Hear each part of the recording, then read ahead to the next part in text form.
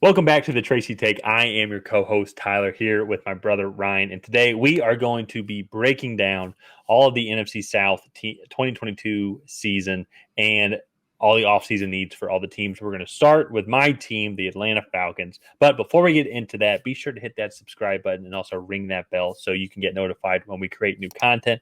Ryan and I, we love growing our community, and in February alone, we have added over 160 new members to our community, and so we love seeing that. We love keeping it going. And if we could get to 1,000 by the NFL draft, that would be unbelievable. I don't think it can happen, but help us prove ourselves wrong and subscribe to the channel. And let's get into it. Ryan, the Falcons. I'm really optimistic for the Falcons and their future for the first time in several years, for sure. End of the season on a high note. It's always nice to beat Tom Brady for the first time ever. Which is always good, even if he is 45 years old and it was he only his played second to last game. A quarter and a half, also. Who cares? Hey, on the stat sheet, it counts as a loss. As a stat sheet, it counts as a loss. But we're going into it. We, with this new administration, hit on a lot of draft picks, and they're now finally out of a lot of their cap space out with Matt Ryan, Julio Jones, and others. They're sitting at $56.5 million right now is what I have. And if they cut more, like when they cut Marcus Mariota, that's going to clear up $12 million. And they're going to put them at $68 million with only a few key free agents, in my personal opinion, that I think that should be re-signed from the team. And then they can go out and be really aggressive with some other guys. So, what are your I'll start with you. Your initial thoughts kind of on the Falcons going into this offseason. Like I actually thought for what I expected from them, I actually thought they had a really good 2022. The team played well. They were competitive in just about every game. I think you said all but one game that they lost was by less than a touchdown. I would need to go back and double check that. It might have been another one. No, it was just the Bengals game. I think I'm pretty sure just the Bengals game. Yeah. And it's like they have a couple big wins. They beat the 49ers 28-14, and they were really competitive with Tampa Bay in the first outing. Controversial roughing the passer call goes the other way, and they might win that first Tampa Bay game. And so I think that the future is bright for them. I think Arthur Smith has really started to instill the system that he wants with that like run heavy, like power run game. And I think you really started to see that with Tyler Algier, Cordero Patterson, and Cass. And I think if you guys make the right moves this year, I mean, I don't want to ruin your take, but you're, like you said, very optimistic about the Falcons in 2023. So, and I think you have every right to be. So, I agree with all that. I'm calling it. I think the Falcons will win the NFC South in 2023. The only other, honestly, team that I find that would be super competitive with them would be the Panthers. Just looking at defensively, they're a really good team, and we're going to get into them here in a second. But offensively, the Falcons, especially even once when Desmond Ridder got in, a lot of these rookies started to improve. Drake London only had, I say only, he had 866 yards on the season, 4 touchdowns. 13 games, though, right? No, I'm pretty sure he played the whole season. Oh, I thought he missed the first, 3 or 4 games of the year. But no, I would need to go back and double check. But either way, though, the final 4 games, he had about half of his receiving yards compared to, that was when Desmond Ridder started throwing to him. When Marcus Mariota was throwing to him, it did not go so well. So that affected his numbers. That affected Kyle Pitts' numbers. That affected a lot of the other younger stars' numbers, especially passing the ball. Running the ball, as you mentioned, Tyler Algier, over 1,000 yards. Probably the best pick from last year's draft for the Falcons. I mean, 5th rounder from BYU, 1,000 yards. And he didn't even play in the first game. Slowly started to pick up his usage in the second half of the season, where he got a lot of his yards. And that's kind of what we saw when Arthur Smith was the offensive coordinator at Tennessee. Very run heavy. That's where Derrick Henry got all of his yards and really started to utilize the tight end position, which is why it was a little frustrating in the beginning when Mariota was quarterback, because when we drafted this tight end 4th overall last year, and we're not really using him, and he's having a tough time catching these horrible throws being thrown at him Yeah, by yeah, Mariota. And so I think if he comes back and if they decide to go with Ritter as their starting quarterback, I can see this offense can just continuing to keep going. yeah. And I will say a lot of this offensive success would not have been possible if it wasn't for vast improvement on the offensive line. That is, to me, where I kind of bring up the first number one free agent that I think that they need to resign, and that's Kaleb McGary. Yeah. He, at minimum, maybe franchise tag him or sign him to a longer term contract. It's taken him a little while to develop, yes, but him and Chris Lindstrom seem to have a solid connection now. Chris Lindstrom's the best guard in the offense. Well, in the offense, yes, but also in the NFL. And PFF agrees with me on that. He's the best out of the 77 that qualified. So I think having that consistency on that side, and then I think you can go and draft a guard, I think, in this or an offensive lineman that can come in and compete on day one. Maybe even re-sign Elijah Wilkinson at maybe even a little bit less if he wants to come back. He was good as well when he was able to play when he was healthy.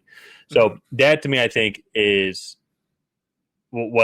the one of the main reasons why the offense had a lot of success. And now moving to the defensive side of the ball, or something we don't really need to talk about too much because there's not really too many good things to say about it. But I'm getting tired of drafting all these potential, these edge rushers with great potential. We haven't had a pass rush since John Abraham was there. I mean, Vic Beasley had a year when we went to the Super Bowl, but that was it. Yeah, So, he had that, and then was a nobody. He's with the XFL now, I think, or something like that. What a weird career. I mean, the ultimate one and done, right? I'm Yeah. pretty sure he was Defensive Player of the Year that year. I think he had 14 sacks or maybe even 16. I'm trying to remember exactly. And we haven't been able to draft any offensive lineman, defensive lineman, edge rusher specifically. And so the only bright spot, well, there's two bright spots on that defense. It's Grady Jarrett, who's getting up there in age, and then AJ Terrell. And that's where I think if they don't, two things I think they need to do to go out and get someone is they need to get Daron Payne from the Commanders. Pay him.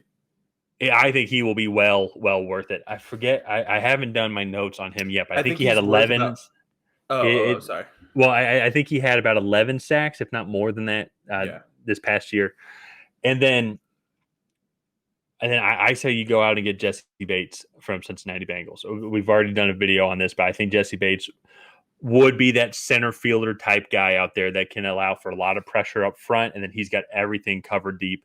When we had Ricardo Allen as our free safety, he developed into a great free safety, and it really was like we could have 10 guys, and Ricardo Allen was going to be there to protect pretty much anything from not going over anyone's heads, and he can just cover that whole field. And I think Jesse Bates can do that as well. So I think adding those two guys and then go get Devin Witherspoon or Christian Gonzalez with your first overall pick, and I think that's going to vastly improve that defense as a whole, especially too considering that it's like our linebacking group is not particularly great. We have Troy Anderson, who I think has some potential. Mykal Walker fell off a lot this season, so I'm curious what his route's going to go. But there's a lot of potential with Troy Anderson. I think you re-signed Rashaan Evans as well in that linebacking core. He was more stable in that position. I think he kind of earned it. So a lot of exciting things kind of going on. Especially with all the cap space that they have. And I think, have we mentioned the cap space yet? Yeah, 57 million. Yeah. Oh, okay. Well, yeah, 57, 56 and a half, 57 could be 68 with the Marcus Mariota cut. That is going to happen. Yeah, so it'll be up there at 68, 69. I think we did actually already, so apologize about that. But there's a lot of exciting things going on with the Falcons. I think that they're going to win the NFC South. If you look at Tampa Bay, New Orleans, two teams with the lowest cap space. I think both are in like the negative 50 millions. Both Tampa Bay just lost Tom Brady. Don't know who their quarterback's going to be. Not really going to get a quarterback in this in this season. In this draft, or really, it's not too many good free agents ones that they can afford even. Yeah. And the Saints, who knows where the Saints are at, just in general. They feel like they've been in shambles for half a decade now. So Yeah. I think the Falcons are honestly the only team really kind of with some positive light. Well, with a lot of positive light moving forward. We're going to get to the Panthers. I think that they have some as well, but not as much. Still working on some things. The Falcons are they can clearly see the light at the end of the tunnel of of this rebuild that they're going through. Yeah. And the last thing I will just say on this is there's a lot of talk about Lamar Jackson coming over to the Falcons. I personally do not want Lamar Jackson to come over. Not that I don't think that he would be a vast improvement at the quarterback position, but I don't want to be paying one player $50 million and have to mortgage our future for with 3 first round picks and then some. Yeah. I don't think that is going to be extremely wise decision financially. And especially too, what the Ravens are going to do, they're going volume down. Oh, sorry. Yeah. Well, especially too with what the Ravens are going to do, they are going to tag and trade him. They're not just going to let him walk in free agency. So not only are you going to have to pay him $45 million fully guaranteed for 5 years, you're going to have to then trade 3 first round picks for him on top of that. And that for me is the kicker for the Falcons, because you guys have the cap space to go out and get a Lamar Jackson.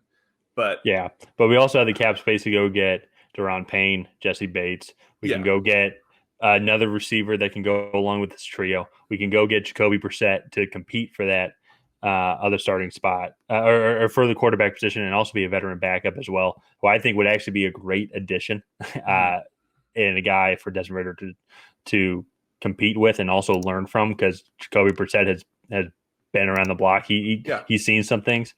I would much rather go that route than just be like, let's go get this guy who is injury prone, who might not be the most consistent thrower of the ball. Obviously, elusive speed, like no one's doubting that as well. Yeah. But then to go pay this guy $50 million. He's not Patrick Mahomes. Patrick Mahomes is proving every single dollar of that $50 million is completely worth it. I don't think Lamar Jackson is worth that. No, and it's not. If Desmond Ridder doesn't work out, it's not like you guys are screwed, right? Yeah. You're picking high again next year, and then you have more capital to move up in that draft a guy in what is supposed to be a stronger quarterback class all around. Much stronger quarterback class. Caleb Williams, Quinn Ewers, Drake May. There's a couple other guys. Dalton Risner from Utah, I think has some potential as well. Those are just names that are popping up in my head. So I like what the Falcons have going on.